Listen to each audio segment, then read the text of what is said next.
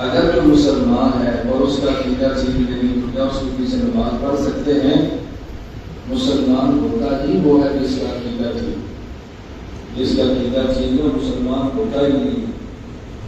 قرآن کریم پارہ نمبر 13 آپ سورہ یوسف کھولیں اور سورہ یوسف کا آخری رکوع دیکھیں، وَمَا يُؤْمِنُ أَكْثَرُهُمْ بِاللَّهِ إِلَّا وَهُمْ مُشْرِكُونَ۔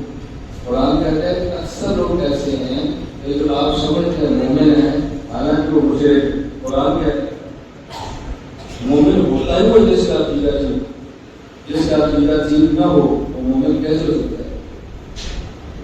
کلمہ پڑھنے کا نام تو مومن نہیں ہے نا، قادیانی بھی کلمہ پڑھتے ہیں، مسلمان ہیں۔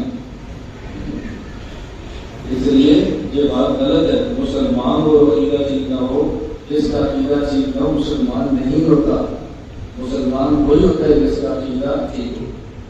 ہاں یہ البتہ ضرور ہے کہ عقائد کی دو قسمیں ہیں، ایک ہے عقائد قطعی اور ایک ہے عقائد ظنی۔